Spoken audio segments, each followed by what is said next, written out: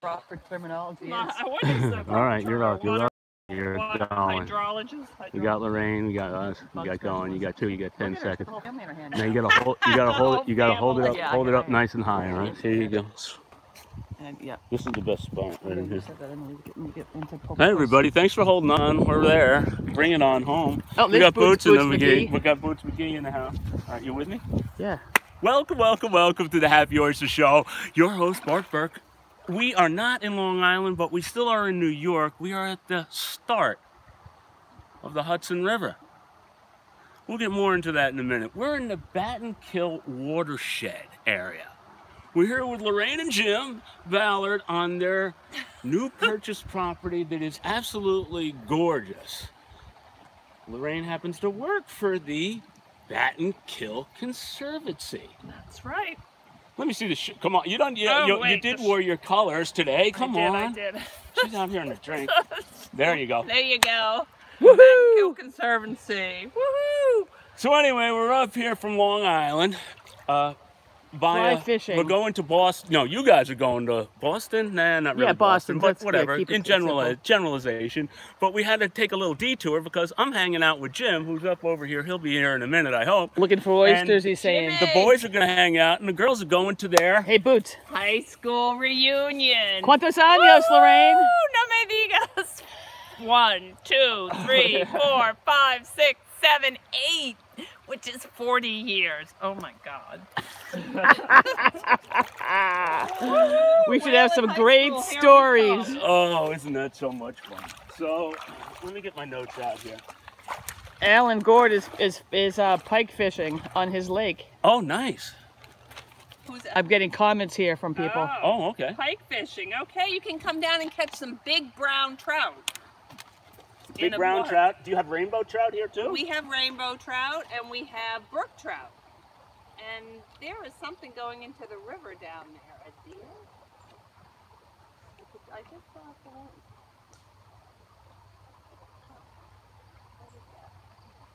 that. Yes, we have deer. We have swimmers and kayakers and tubers too. They're really the wildlife. The tubers get really wild. Get a little crazy, I bet. I bet. They do. Have a nice cold 6-pack, drag it in the cold water. That's always What fun. more do you need? The Battenkill watershed area is the start. It's the start of the Hudson River. The Hudson River, this river one of here, the tributaries. One of the tributaries of the Hudson River that flow into Hudson. Anyway, bottom line, Hudson River flows from the north to the south. The Battenkill flows from the east to the west. Starts over in Vermont and it ends here at the Hudson River. Yeah, Dorset, you said, right? Dorset, Vermont? About 60 miles long, flows through 18 towns and villages. Oh, I just lost one of my crayfish. And goes into the Hudson right above, right in Saratoga, right near Saratoga Springs, or the town of Saratoga. And then come close over here. Flows down to New York City and the estuary. It becomes brackish water in Albany, Troy. So the tidal goes up, tidals all the way up to Troy and Albany. And then you have, oyster areas the Billion Oyster, where the Billion Oyster starts at the mouth of the Hudson. Oh, I lost him. Gone. That's all right. We got him on camera, didn't we? Yes. So anyway, Lorraine is working with the Conservancy to help preserve. This has a long history. Well, the Conservancy, the area has the Battenkill really is called Deondahoa. And that is from the Iroquois, who supposedly that word Deondahoa means to open the door. So in the 70s, way before when the European settlers were here, all the Iroquois here, there's Indian heads, there's the Battle of Saratoga, lots of history. But the Battenkill Conservancy has always been focused on preserving and enhancing the watershed and making sure the open space and the clean water of the area stays clean and the fishing, the recreational, the artistic, the cultural influence. You do a lot with the youth, I see, And on we your website. Yes, and you know, I think your basis is educate the youth. The youth gets older, and you keep on rotating. Well, they're going to be the the ones ones that listen. Do they listen a little bit better than the adults You sometimes? know what? Why am I sitting here taking crayfish out of the water? Because that's what I used to do when I was a little girl in Lakeland High School. So some adults still like it too, is what you're telling me. And so I think once you develop the love of water or the river for And its inhabitants and what it all entails, it right? stays with people forever. So I our agree. view is that, you know, we do try to get the kids to, because it's surprising, as many children as growing up around here, they don't always know. They haven't been on the river. They haven't experienced it. They don't know that enjoyed there's like it. little baby lobsters. And they definitely don't know that there's little baby crayfish in the thing, or little macroinvertebrates under. They're not lobsters, guys. They're underneath these crayfish, rocks. which is, and it is Right. it's a freshwater prawn. Crayfish is a Basically, cray- yeah, like the crayfish, the different crustaceans, right? Yeah. So A cousin No, of the and cousin of people the eat seafood, them. right? I mean, I think the trout like them more. I'm looking for all the little bugs on the bottom of the rocks, which are called macroinvertebrates, which are an indication of water quality, that even the New York State uses them. They count the number of bugs on the back of the rocks, and they indicates determine whether or not it's it's a going to be. clean river, whether it's a healthy habitat, whether it can sustain fish and wildlife. So that's important. It's so important to have the clean water all the way around. It's I mean, not what just do oysters eat? Oysters are big time filter feeders. So They're there they filtering, are. you know, 50 gallons a day. That's right. You know, it's crazy how So much. they help keep the water clean. Actually. Absolutely, it's So all that's it's all important. the working around.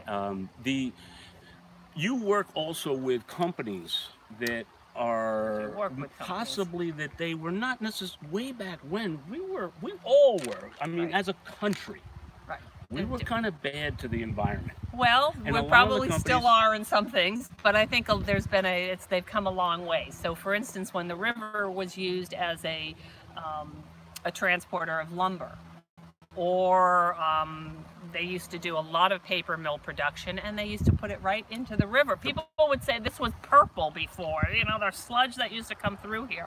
And now it's a much different focus, where they're not necessarily using the water in their manufacturing process. They're using it for hydroelectric process. So a lot of the companies that we have partnerships with, they own part of the riverfront, and they're working to make sure that we have good access to the river, that they're using the water and putting it back in the same way, not putting it back in a dirty way. So it's all about clean water. No, I'm just showing them the. I know, but access. you're gonna lose your signal. If we lose your signal, guys, I'm lose sorry. your You're gonna have, feed. you know, yeah. Hey, it is what it is, man. We're trying it every single week. If you're not familiar with who we are, we do come out to you every single weekend, Saturday, 10 a.m. live, the Happy Oyster Channel. Lorraine, I admire the whole atmosphere, the energy in the area. I can only imagine what happens here in a couple of weeks when things colors start to come. It's a and beautiful all of those area in the fall. Do the That's city true. people come up? The city people. Well, you Helen, like I them, used to be a city person, right? I'm She's a city transplant. girl. She's on that second round. We You're on actually have a lot reinvention. of people from. Well, I mean, Washington County has a very agricultural focus. And actually, I think it's this weekend, there's a cheese tour, which is Oh, wow. highlighting some of the wineries, the breweries, and some of the award-winning cheese. And Murray's from New York City Cheese Shop is one of the sponsors. Wow. So that's a driving tour that's happening. They have art tours. We have Tourism is a tourism. bustling industry, or it's growing. We are or trying, you it's- know what, it's something that the city people have always recognized, and it's something that people who live here have not recognized as much. Okay. And now they are recognizing that, wow, we have The something benefit. that people want to keep Yeah. and observe. And so the river is Beautiful. is one of the key, I think it's one of our biggest natural assets, and something that we really need to take care of. And previously, it was something that people hid because of the way that was used. The industry used to use it, and you didn't want to live on the river because it was dirty. Yeah. Now people want the riverfront. Isn't that and, that's so exciting? it's a different So thing. you're restoring. You're not. Well, I think we're just trying to restoration? bring people An awareness. awareness that this is something that they should take care of. And where it's not restored, so for instance, even you can see here where these trees, because of the ice flows this summer, there were trees that came out of here. And you need trees in order to protect the river, because it's important that it's a shade for coolness and to keep the water temperature low. And the river, the trees that fall in it actually protect it. So a lot of times we get calls that, oh, a tree fell in the river, and it's like, no, we're not going to move it. We're going to let It's helping it. It's assisting it. It will move downstream, and it will create habitat for fish to swim under and keep cool, and it will also protect the banks. So it's something that we don't do. That's exciting. Hey, Jimmy, you coming down here or what? Come on down and say a few words. Say hello to the Happy Oyster Channel. Oh yeah, to all of our great viewers out This there. boots. This guy here has got a vision. This guy gets it. He understands it. He sees it. He can create it. He can perceive it, and then he implements it. This guy is talented beyond belief. I'm in awe of his accomplishments at his old project, and now he is starting this new project. I'm in awe too. That's awesome. We'll introduce him. What's his name? I'm envious. We got Jim Ballard, Lorraine's other half, the guy I'm going to be hanging with for the next couple of hours, for the next couple of days. We're having a blast. We had a great time last night. And again, another guy that has never really ever stopped working, just kept on going. He used to work for the man down there in the bad concrete jungle. And now you've been up here for now how long? We've been coming up here for almost 30 years.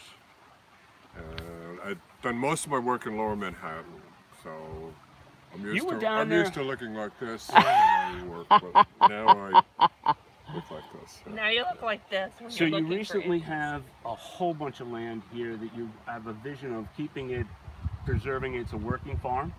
As a working farm, yeah, and keeping the river as natural as we can, and restoring the banks to where the farmers had cut the trees away and were plowing right up to the bank. The river needs shade. It's very important that this river stay cool. So, and everybody enjoys the river. They come down. We see people in kayaks and canoes and stuff coming down here all the time. And public recreation is a vital. Well, yeah, it keeps people involved. They care. Once they come down here in a kayak, they really care about the river because they see how beautiful it is, and how clean it is. And some people litter. Yeah. But just as many people come down the river and pick it up. So that's beautiful. And I got a water beetle here. A water beetle. And a caddis fly. A caddis. This is he makes his home. He makes his home by taking sticks and rocks out of the river and creates a little, almost like a hermit crab. And he's in there. You can't see him, but you can see this attachment. His little home. And they attach to stuff so they don't sticky. float away. They're sticky on the rock. Wow. Sometimes they do it out of rocks. He's got it out of sticks. And they become a fly about that long. They become like a mayfly. Lacy wings. Okay. And it's a hatch, and So that's when all the trout love it when it's a hatch. It's like a buffet. Right. And then I got look at the water beetles. Oh, you wouldn't be able to see them in that probably, but you see it. There's a water beetle now on my finger. I've got it on it. Oh yeah. So that's the water beetles. They're another macroinvertebrate. All sorts of cool little things under here. You never knew that there were all these cool lurking things. exactly under the water. Without people like this, stuff like this wouldn't get accomplished. Again, I am just in awe of your dedication. Without good volunteers and good board members and supporters that we have in the And is Jim with his colors on? It is so important. It's all about people. It's all about people. You know that the Peconic Land Trust is one of your one of the people we work with. Peconic Baykeeper, another one. We have the Land Trust Alliance that helps all the organizations like that, including us, that work with lots of over 1,000 organizations that help help small to large land trusts really do a good job and make sure they do the work. The Conservancy actually has land people. that's been donated to us along the river that we keep forever wild now. So that's a relatively new thing, although there was one in the beginning, a kind of swamp that had a heron brook. Heron brook, yeah. But now we have some other properties, and the idea is the more property that we can take off the market and keep for preserve it, public use, yeah, but public use in the sense that there are trails and so on, but it's not developed. Yeah. Yeah. So preservation land. Do you guys have up here, when anyone buys property, is there a tax that goes to the preservation of the land locally? Supposedly 1.5% goes to the real estate transfer tax was for something, but not to the extent that I think. Because we have out open east. farmland. Open farmland, yeah. Usually there's incentives for people to, if they donate the land or put a conservation easement on it, which is all what the land trusts are about, then they get a tax incentive. we're looking into that, but that's a very complicated structure that we're easing into, because it's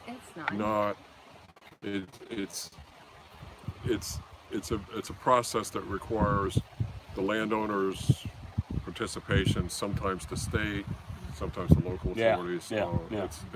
It's the next step, but no, we're trucking along. Slow and steady has been done well. That's Jim's project. Slow and steady. That's my motto. I mean, the guy has got a project going. I don't mean that in a bad way. I don't well, want no, you to take slow that in and a bad steady. way. You know? I mean, how many years were you like a rabbit in the city? And it just keeps turning out more and more and more beautiful. And you can see his work, fruits of his labor. His first project is just unbelievable, and I can't wait to. I'm looking forward to giving you a hand on this new project. I'm looking forward to coming back. I mean, it is just gorgeous. Now you know where we are. You can come visit anytime. There you go. So, and if it wasn't for taking care of the water for down below, and you'd be getting dirty water in that bay if we were throwing through the Hudson. If we were the Hudson, all the work that and all the renovations and restoration of the Hudson River has really made an impact. I mean, now that you can swim in Lower Manhattan, they're talking about beaches and creating beaches, which is amazing. And the river project down in Lower Manhattan has done a great job of, exposing what lives in the Hudson River right there at Lower Manhattan to a world of New Yorkers, and that's a really great project. What I find interesting about the river is very, very much like the seashore. Everyone that goes puddling around in the river finds a stone.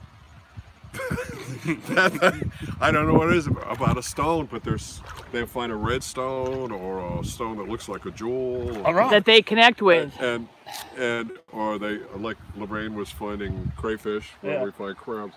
It's the same process. People just love to just walk around and poke around in the river. And I have a stone that I swear is a Stone Age tool. Probably isn't, but to me it's a Stone Age tool. And it's just, there's always something to find in the river, and it's never the same. This river is every day is a new adventure on the river. Just 2 days in a row might look the same, but next week this river may be up. Look at that little guy. Yeah. Can you see him? Move around. Those are some of them are mayfly nymphs. Oh, maybe and that's the bread and butter of I think I'm getting it hard. Okay. What's filthy? The screen is dirty. Oh, well, we didn't know. do The screen or the lens, I don't know. Whatever. Hey, we're live. What can I tell you? We're flying the seat of our pants. It's all good. Having fun. How long are we around for? Give me a shot there. Can you see it? 19:05. 20 minutes. All right. 20 minutes. I think that's damn fine. 20 minutes of the beauty of the Battenkill. Brought to you live by the Happy Oyster. You're on. Lorraine, I am so happy that you guys came. Happy oysters. That's right. I'm so happy. Happy oysters, everybody. I'm glad you guys And I'm looking forward to eating some of those oysters. We're getting on it. We're getting on it. I thank you guys all for tuning in. We're going to wrap her up here. It's time to go have some fun. Go get some snacks. Our show would not be half as much fun if it wasn't for you guys.